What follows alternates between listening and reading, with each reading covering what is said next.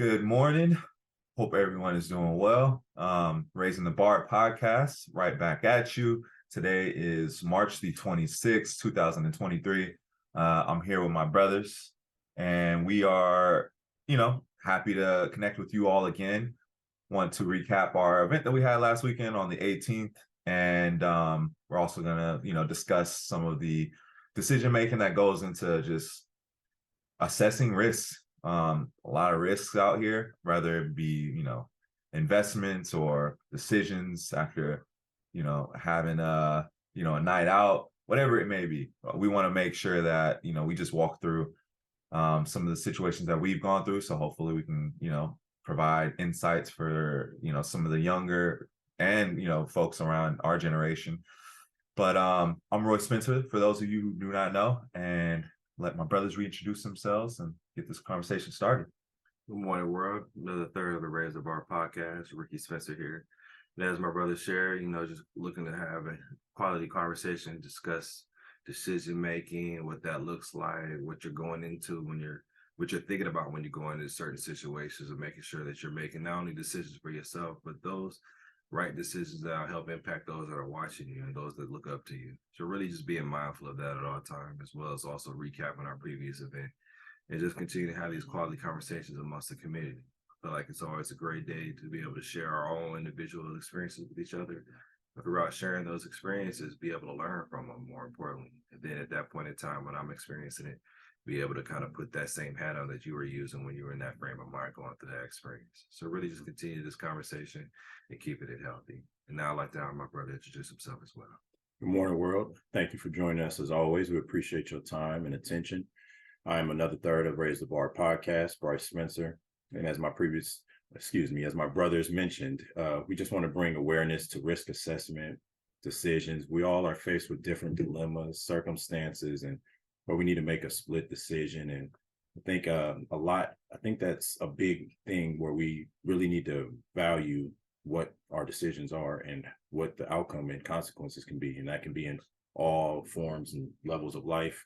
Roy said, financial, anger, whatever the case may be. So we just want to present different circumstances and how we would basically assess that before we make that decision as well. I'm looking forward to hearing how the previous event went. I unfortunately was unable to attend. So looking to hear some good feedback and good information on how that all unfolded, and as well give you guys some heads up for something that we all have in the wind. Yes, sir. Yeah, so we can get started talking about last event on the 18th, last weekend. Really awesome gathering. We touched on a few different topics. The first one was having a growth mindset versus a fixed mindset. We kind of shared some examples of like what is a fixed mindset, what would that look like in regular everyday situations. Started out with, of course, Apple versus Android phones. We have a mixed set of phones here ourselves. Bryce and I use iPhones. Rick, faithful Android user, and we oftentimes have debates on why is the Apple ecosystem better than the Android phone operating system. And what I find is that I have to remind myself often, because it's so easy to just fall into that heated debate and passionate about what I use and what I do. I have to remind myself that I had an Android phone. That was like my first phone that I ever purchased for myself was an Android phone. And I just remember that the specific reason for me was I wanted to download music for free. I wanted to have, the ability to access applications that maybe weren't created by the Android engineers or, Google, who owns Android. I can have access to a wide variety of other tools. And that was really what appealed to me, because I was young and just didn't want to be spending $2 and $3 for every app, like most of the time you find in the Apple App Store, which actually has gotten better, but just like seeing it from the other side, I think is really what we wanted to explain. Like anything with politics, you have typically Democrats, Republicans, and I just shared an example of like Donald Trump. Did not vote for him. Not really a fan of some of the things he says and the way he goes about, trying to get his followers emotionally riled up, but just trying to come from a growth mindset where I can see things from the other side. There are things that he's done that, I can appreciate, like the legislature to release incarcerated individuals who are literally being held for like marijuana charges and stuff like that in 2020. Just doesn't make sense. And, he did work alongside some of the people on the front lines to make that happen. So those were some examples that we use for growth mindset. And we had Juan, who showed up, shared a really good example, like being a cashier, or no, I don't think that was your example, but he just mentioned how, being complacent in general. And when you kind of are in a comfortable situation, you could easily just be like, okay, I'm cool with this right here. Like I got a job, family, a home or whatever it may be, or just like, I'm a single individual and I'm working well, working hard, making good money. I'm cool with this here. Instead, to have a growth mindset of like, what's the next step on the path to, financial independence, not even having to work anymore, or whatever it may be, just like mapping out what's the next step in my career trajectory. That was a amazing example from, a 16-year-old in 10th grade. So that was the first session we went through. Rick, you want to touch on the other sessions that we discussed with all the group? So yeah, just kind of piggybacking off that, talking about the growth mindset, the fixed mindset, is more so just having an understanding of where we're at that point in time and how we're actually going into certain situations. And something I was talking with the young man and Emily, the young lady, about is just like, are you consciously aware of where you're at and what you're doing? I kind of use an example that you shared this morning with the Bartista, that growth and barista with the growth mindset. It's kind of like, am I being mentally flexible enough to be able to help and serve people that are around me?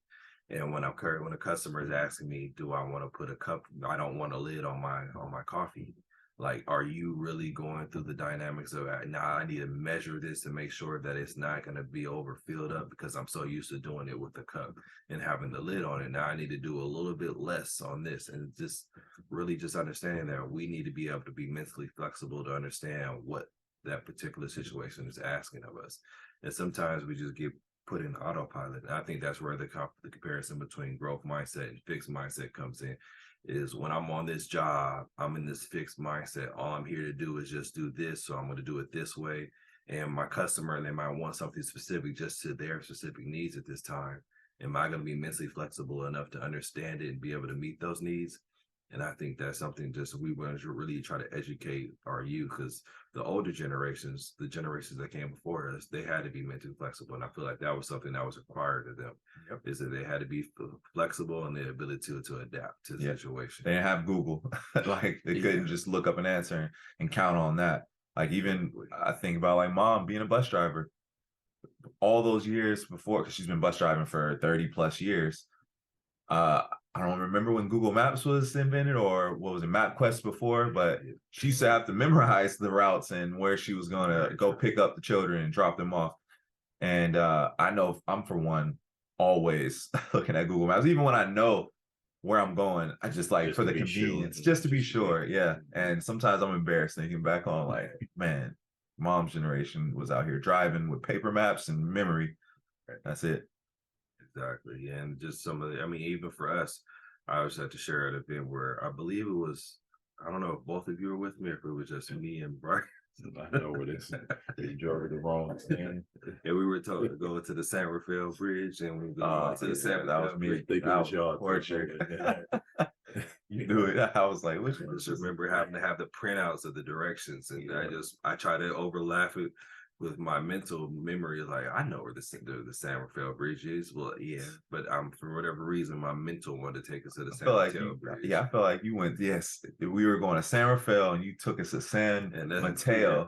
Two different opposites. And like that, it was traffic that day too. I don't know what. I think it was like a weekend. It was a weekday. It was a weekday. Oh, it was probably rush hour traffic, and yeah, that was a long trip. I was maybe like 9 years old, 8 years old, had no idea what was going on. But I was like, dude, this is the third San we've been to, man. Like, which one are we supposed to be at? San Francisco, we passed San Bernardino.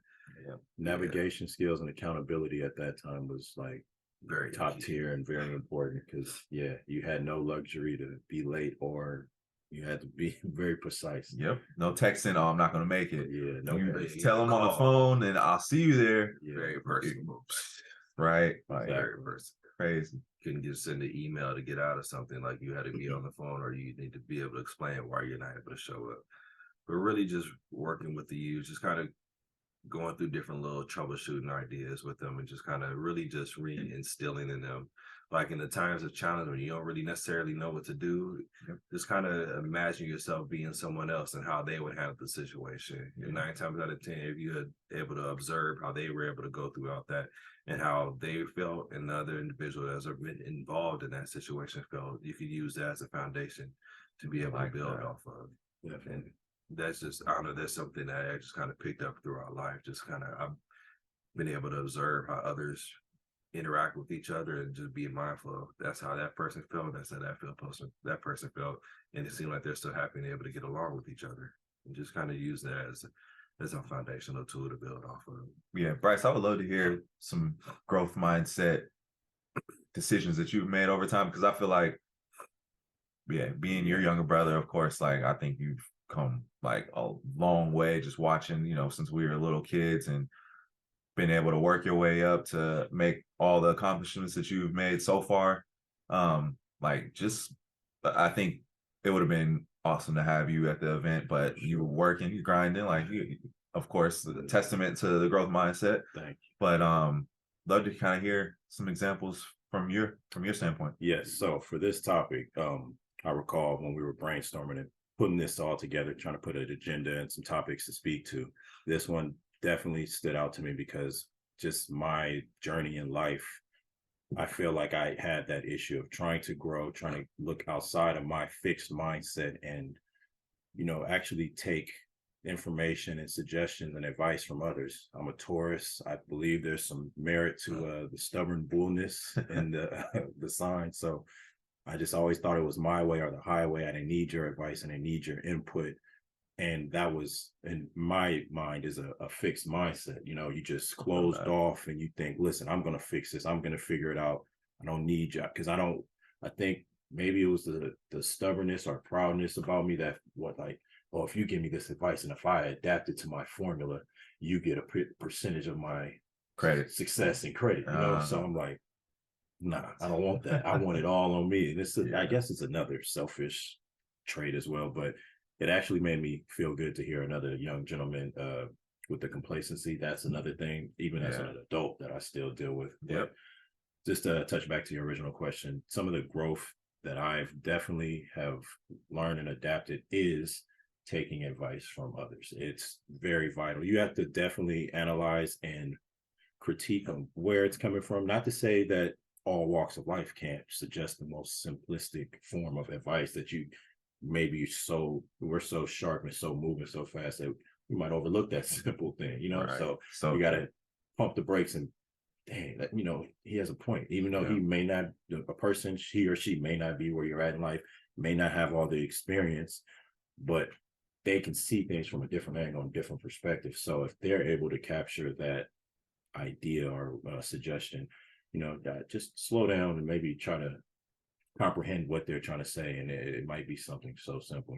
I think definitely kudos to my mother, being a parent, her life experience and all the wisdom that she's gained. I feel like she's been able to, when we suggest or mention or throw something to her, she'll be willing to pump the brakes and take, let me see what you're talking about. Always. So that's one of the things, just actually listening to people, that I value. You can't have too much rhetoric and nonsense in your airways, and you got to be very mindful and protective of your knowledge and information flow. But it's okay to listen to others and try to apply a different just sequence, a different theory, because I think if your formula is not working, it's time to go to the drawing board and use your support, man. Utilize your support, your family, your loved ones, your friends, the people that you know mean well for you or care about whatever you're involved in. So that would be just acknowledging that, being open to that is my biggest growth as an adult and person in general. Yeah, no, I love that. I actually received some advice to that point early on in my career, and I feel like it's changed my trajectory so much. Not only being open to taking advice, but actually seeking it out in a strategic way, though, like with coworkers or just like stakeholders that you're working with, to like approach somebody with an idea that you already have, and you might even already be set on going about it in a specific way, but just opening up to the feedback, like, hey, I'm working on, building out this studio that we did, like, for example, like, let me approach you and ask you, hey, I'm thinking about putting a book rack right here behind the TV and the desk or the table setup, and I might want to throw a weight set on the wall that can open up and close, and yeah, probably gonna paint the walls white. What do you think? Like, how should I go about that? And just the process of like sharing that with you, even though like I don't have to give you all the details, but kind of like having the framework already built out, and then hearing what people have to think and them sharing that feedback, it just like they appreciate the fact that you care about what they think. You care to involve them. And then, like you said, sometimes you might even be surprised that they share an idea like, oh, maybe then you can put the TV here and it swivels and gives you different angles from the weight room or the weight set area to the bookshelf and couch area. And it's like, oh, I didn't think about that, right? So not only have you done like a strategic, just like brainstorming, but you also did come up with a new idea that you could have, scrapped, or, if you have a growth mindset, you really take that into consideration and put it into action. Right. When he shared that with me, I was like, damn, that's deep. I think too, what it sets the tone is you're willing to just involve him in something so simple. Yep. Just, hey, just want your thoughts and ideas. For one, he knows that you value him and just his thoughts. And now, and if it's a person, in a position that can, assist you or help you in whatever next endeavor that you may have, now you've established this relationship. So now he's definitely the person, he or she, you're going to be on their mind. Like, let me go share this with this young man, this young lady, because they value what I think. Let me give them some real valuable information that can really affect your life. And, hey, I'm about to make this investment. This is, if you, whatever you can afford, hey, maybe you should probably put in, get in, or, so I just think just that, what made me think of that too, is I have an attorney that I work with, and I was just stepped away. I told him I was assisting him we were on a call, and I think I was doing an event, and he heard us just kind of having a little side conversation. Okay. And he inquired. Yeah. He was just like, hey man, what are you doing? He just I was like, oh, I'm at he said, we can come to the office, come visit me, come share some of that with me. I want to know, like, just that, man. And, I just, like, just not to go off track, but those conversations and people show value and interest, man, that's the biggest form of flattery to me. Facts. Yep. Like, just going back to like that and the other example, I feel like you also should really take into consideration, given those people, even if it's just the smallest of an idea that they added to your plan that you already had in action, give them credit, like celebrate them when it's all said and done.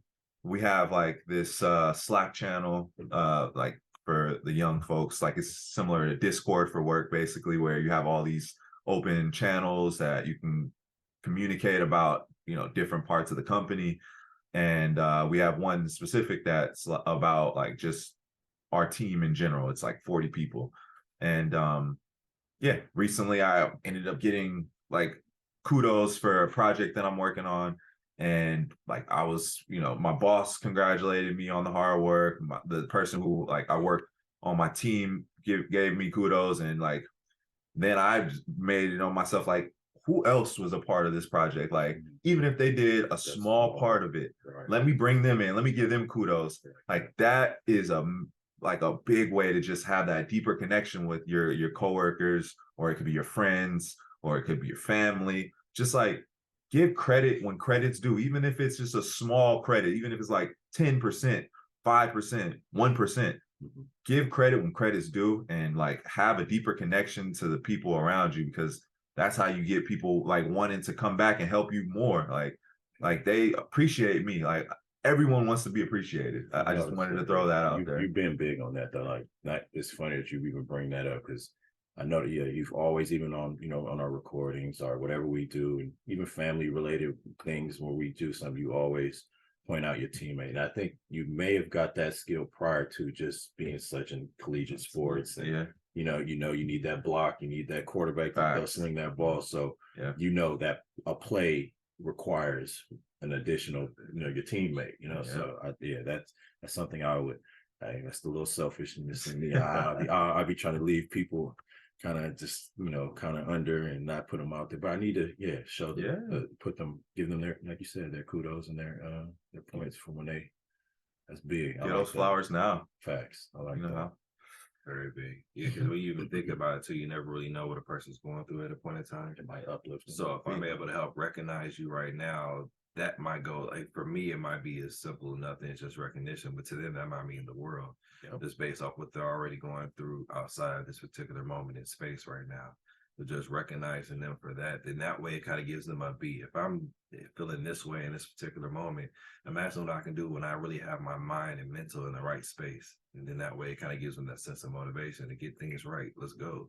Like no pouting and moping. Not to say that they're pouting or moping, but just at your whatever your challenging moments are, something like that can go so much further, just to give you that little thump and catapult to get you going, and that motivation to really just surge you, push you forward. I understand self-confidence is a thing, but just imagine not being recognized. Yeah. Doing all the work you do and everything is just like, dang, do y'all see what I'm doing today? Right. Like, I really busted my butt today. And hey, well, see y'all tomorrow. It can, self-confidence is very key and important, but having some recognition is also very valuable. And it's a little reassurance and remembrance that, okay, you do what I'm doing over here. Right. I don't need you to honk my horn every single day or all the time, but like, just honk and let me know you see me. Yeah. I mean, like if you get help from someone and don't give them that, like, that acknowledgement next time you need them, are you unavailable?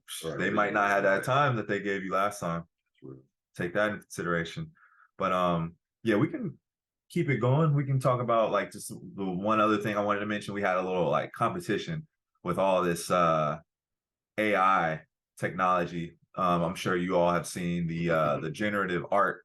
There's so many ones. Stability AI is a big one. The one we used was, I'll put it in the description because I can't remember it on the top of my head, but it's kind of like Stable Diffusion, which is another technology that you type in like a command that tells it to create something that you described. So I think, Rick, you did like show us a battle of gladiators, and it like instantly painted a picture of gladiators fighting in Rome and like a Colosseum.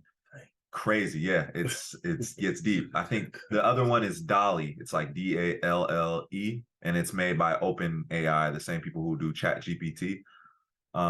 So we did a competition of all the group that we had at the event last weekend, who can create the best prompt to create art. And it would be like a blind vote. We would write out the prompt, put it in a bag, and then Cassidy was pulling the prompt out, reading them to me, and I would type it in. And then we had it on a big screen TV so everyone could see went through the slides of everyone's prompts, and then we had a vote of like, who do you think was the best one? And surprisingly enough, Cassidy won. She tied actually with Emily. Okay. Women with their creative minds. But So, yep, Cassidy prompted the artificial intelligence to create a image of the sunset behind Golden Gate Bridge with waves flowing underneath it, and it was I mean, beautiful. you can't beat that. I mean, even in Right. real life, the image of that looks cool. But Take that picture. the AI did a really good job doing exactly what she asked it to. And Emily came up with puppies and kittens in outer space. And that one was good too. Like they had a little puppy with a astronaut outfit on, and Wow. kittens like floating around near like with Earth in the backdrop. And to be honest, I thought that was Cassidy's prompt.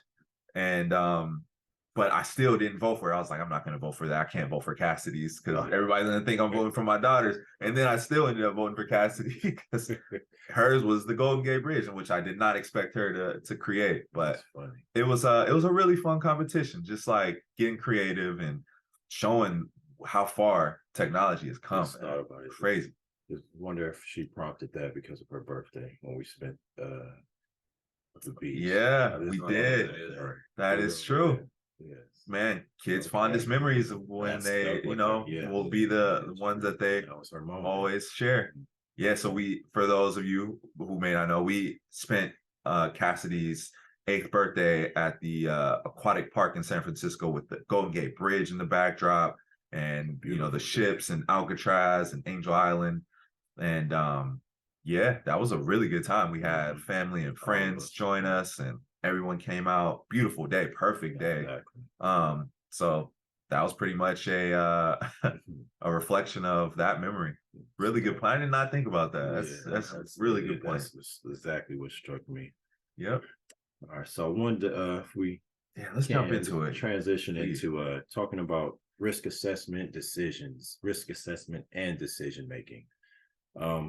So what comes to mind, like I said in the intro, we just wanted to bring awareness and talk about the different circumstances, outcomes, all the above that comes with just decision making, and what I kind of want to explain to youth or just all walks of life that can use this information is how to foresee the consequence and the outcome.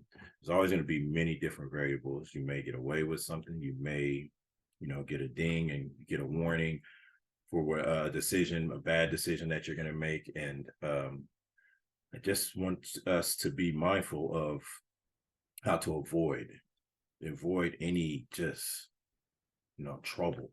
I feel like as we get older, as we just mature and grow, you want to simplify life in a way where you're avoiding mistakes. Mistakes are going to come regardless. So don't put yourself in a position to add to that.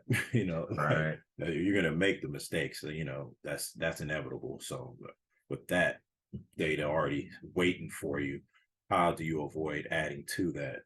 So I guess what I would tell my younger self and adult self and older self, just at all stages, is I would try to think of an example. I know sometimes you can be in the heat of a moment or just so focused and zoned in on whatever you're dealing with. Adrenaline pumping. Yeah, so where you kind of just mentally are just utilizing all to be right there, but we call it blackout sometimes. Like that could be, and not just from drinking alcohol. Like, no, like just blacking out. It happens. Yeah. I mean, we probably all been in those moments where you're ready to do something and just like all senses go out the door almost, and it's just like tunnel vision. You ever see like on a movie where they let the bad decision play out, and then I'm like, dang, did you really just do that? Always. And then they rewind. Yeah. I was just watching The Best Man did it. Did you see the newest Best Man? Right. They did that like 5 times. Exactly. No, that's a perfect example. You just see like, the movie should be over now. He didn't do this. Wrap. But then they rewind, and he still hasn't made that decision. That's his zoned in, blacked out state where he wants to make a bad decision. I would just have that example of what or can be the outcome and avoid it at all costs. It's better to walk away, get in your car, or if it's a financial investment or whatever the case may be, save your money at work, about to have an altercation with an employee, just it's always better to avoid at all costs. Yes, you can get away with it or get a simple little write-up or you could get fired, or you can lose your freedom, or you can lose a whole bunch of money. So just try to be in that movie and fast forward and see the ending result, and man, hit the rewind button and say, you know what, I don't even want to take the gamble of seeing what this can be. It's safer to do nothing than to do something and not know what can come with that. Yep. And I think what one other factor is really important, because I know for myself when I was younger, I was, and I still am, an optimist. Like, you see things through the best turnout possible. Like, you think, I know I'm pretty sharp. I can pull this off and do this and that. It's not only important to see things from an optimistic standpoint, but you do also need to see it from the realist and the pessimistic view as well. Like, see it for what's the worst thing that can happen. Like, if I end up getting caught, or, just stuff hits the fan, how will this pan out? And really, like, think to yourself, do I really want that to even have a chance of happening? I feel like that's a factor. And another thing is just like knowing that if you are partaking in, like, some of the vices of life, whether it be alcohol or cannabis or whatever it may be, that has a huge impact on your decision-making abilities. And take that into consideration. Like, be proactive about the fun that you're going to have, at any given time, and just kind of already map out, okay, I'm going to be drinking with friends. Right. For those of you who are 21 and up, make sure that let me have a plan of how I'm going to make it home safe, because these roads are dangerous. And the last thing we want is to be a part of the reason why the roads are more dangerous. So have that planned out. Also have, like, if something were to happen, like, just play it out. Because if you are out at a bar or wherever it may be, stuff goes down. You might get into a disagreement with some strangers that are acting like they too tough. Know how to de-escalate. Even if like, you could be a mixed martial artist and know that you can wrap a situation up real quick. Do you really want to put yourself in that sort of legal situation? Now you have to go and prove that you were in the wrong or right. You were in the right, you weren't in the wrong. Just like really have all that taken care of before you have the party, because last thing you want is to have the party end on one of those notes. That's so vital. Make those plans while you're sober. Yes. Before the thinking is impaired. And then also announce it. Tell your friends and whoever is all around, this is the plan for myself tonight. Yes. And now you've all heard it. Now that's on your friends, family, and whomever to hold this, to make sure this plan falls through and hold it accountable. And then if it can't, you'll have a plan B where you're just gonna stay here. You're gonna crash here and be safe. And another thing I think that is important for us as individuals, reward yourself after you've made the right, like, be proud. Show that little inch and sign of growth should be so rewarding. Like, man, I did good, because you could have did bad. Yes, bad was looking real whatever enticing. Why it was looking real good for whatever reasons our minds get that way. But reward yourself for that growth. It's so many times that I'm in situations like, oh Lord, they don't even know, but I'm gonna win this battle and show my sign of growth, because for one, this situation is not worth me reverting, going backwards, and I didn't accrued all this growth, self-respect. Like, I got this far, and I'm gonna let this one situation knock my whole building blocks get down. Me to react. No. So I'm gonna put me another building block, and I'm just gonna avoid this situation, this mistake that I've made, like whatever. It could be all, so many different things. It could be individual. It can be a life-making decision. It can be a financial decision. It can be so many things. Be better than that. And like I said, just self-rewarding is just a sign of growth, maturity, and you could just go take that deep breath, like, you didn't knock my building blocks down. Exactly. And I think even as you go through those challenging moments and you do reward yourself, being able to recognize it and then also share that game. Right. Because it was growth that brought you to this particular point, to be able to be mindful and recognize that you're going through that. But then also, while you're going through it, you have now the ability and the treasure of recognizing that in other people. So now you could kind of share your experiences and grab that youngster or the individual that's going through those same challenges and let them know, like, hey, I'm not here to judge you, but I've been there. I know what it felt like to be in that space. So let me help you navigate throughout this moment by just having this conversation. Then hopefully, because you gotta feed the well, right? Like you can't just be selfish as far as about me. But now that I've went through that experience, there's plenty of other people that are out there going through that same challenge. Not to say that you need to take on all of those challenges, but if you're able to influence one person over here, then now it's that person's responsibility to go and influence and help someone else out. And now it's just a repetitive cycle, right? And continue to help and allow it to grow. What we all do. I love those moments. Yeah, because I'd feel like a phony to try to go tell somebody what not to do, and not know every time I'm in that situation I'll be doing the wrong. I like, it feels good to be like, I made it past that young young lady. Let me share my methods and how I overcame this obstacle, and please use these tools to do the same if you know if you are willing and able. Because we know, the thing is, we know people who have fallen.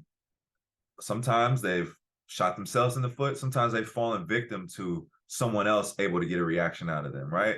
Like, not saying that all mistakes are all your fault, but at the end of the day, you got to serve the time. Even if someone else is, it's still your time that you have to give up. If you end up, being arrested or whatever it may be, taking away from you got to be in court trying to prove your innocence. Like, you gotta, you have to really understand that, like, it's like your life, and you have to really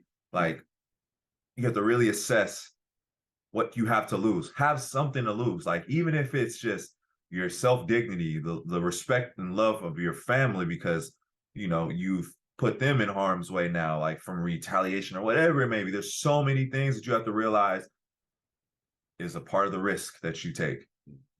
And we just really are coming from this because, like, I say it all the time. I feel blessed, and I know that if we can pull off what we've been able to accomplish in life thus far, and the trajectory that we're on with the elements that, the challenges that we face, like, family trauma, friends that had a better hand. When I say hand, like a poker hand, like better cards with a better chance of winning than we did, and still fell victim of their own risks and incarcerated doing time, man. Like, hope that I hope and pray that some of the friends that I grew up with are staying strong mentally, and maybe one day, watch these videos and really, like, can attest to some of the regret and just, like, the lessons that they've learned, and share that with the followers and listeners that are tuning in, because it's so important, man. Like, I really just don't want more and more generations of, like, people who are dealing with poverty and just adversity to keep falling victim of this, like, machine that incarcerates our people. Like, yeah, that's just the real deal. Yeah, I just ended saying this.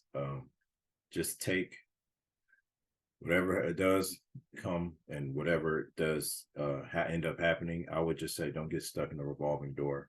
Really take the time. If you are in the situation, you've made the bad decision, which all of us have at one point or another in our life, don't get stuck there. Yes. Really reflect where you're at, how you got here, and what you are going to do differently going forward. You deal with you deal with your consequences as an adult. You take it, put it on your back, and you carry that load and burden, but don't get stuck there. That's not the end. You're still breathing, you're still waking up, you're still opening your eyes the next day. Every next day is another chance. Just do better. Keep it simple. Just do better. Don't get stuck in it. Don't revisit and do the same thing, because that it's a proven fact what that outcome of that decision can be. So why repeat it? You're just taking time away from yourself, your family, your loved ones. I don't know if you have a pet, your dogs, all the above. You're doing an injustice to them as well. So seriously, people counting on you. Straight up, like your future legacy counts on you. Like your nieces, nephews, cousins, children that aren't even born yet. Like, they will be here. That they're coming. They're gonna hear your story, or they're gonna need you to be there. And if you are out here taking risks and end up having to do time, or God forbid, lose your life, that happens like too often. That's another, uncle or father or mother or aunt that is missing out of the family that, your legacy needed and will need. So like, yeah, don't want to end it on like a somber, serious note, but this is real, like the real situations that we see just far too often. We just want to share it with you guys because, we've grown and we've made mistakes. God knows we have made our mistakes, and we just like don't want to make those mistakes again, but we also want to prevent, our listeners and, our community. We want to prevent you guys from making the same mistakes. That's what Bryce was really trying to get at. Like, hey, the mistakes happen. It's not over. Like, let's grow from here. Have that growth mindset straight up. Right. But yeah, I guess last but not least, I know this has been one of the longer episodes, but when we get together, man, the energy's flowing. But on the 20th of May, we do have plans to put together a hike, get outdoors. This weather's getting nice. Still a little chilly right now here in March, but come May, we expect it to be much, much more warm and beautiful here in the Bay Area. So currently we're looking at Angel Island, Tilden Park, the Joaquin Miller Park in Oakland, a couple of options. More details will come. And we would love for you all to come join us and just get out in nature, get out in the elements, and, put the technology down, just have these sort of conversations with us. And yeah, just like look forward to being around you all out on a hike. Just love being out there, like, hiking all the time. Mother Nature. Yes, sir. All are welcome. There's no limitations. There's no, we're just going to be one unit. Yep. Enjoy it, sharing conversation, thoughts, and getting to know each other, getting to know you all better, sharing some information more about ourselves, and, just moving as a community and unit. Looking forward to it. Yeah, I've never heard anyone say they regret going on a hike on a beautiful day in May. I think it's a necessity. It's a part of mental health. As much as I love being in the gym, I love just as much being outdoors, hearing nothing, putting my phone in my pocket, zipping it, putting it away. I might pull it out for some videos. Yeah. Cool pictures. I will pop it out. But other than that, I like just hearing nothing. Cars, nothing. That's it. Seriously, get away from traffic and hear birds chirping. Working in the city. Oh, man. Yep. So, yeah, we will share more details to come, but we appreciate you guys so much for listening through this. And we look forward to, hearing your feedback. Please feel free to reach out to us. If you feel inclined to share this, comment some of your thoughts and feedback, any, topics that you want us to cover in the future, please feel free to. But yeah, this is the Raising the Bar podcast signing out. We appreciate you all. Appreciate you. Thank you all. Much love. All right.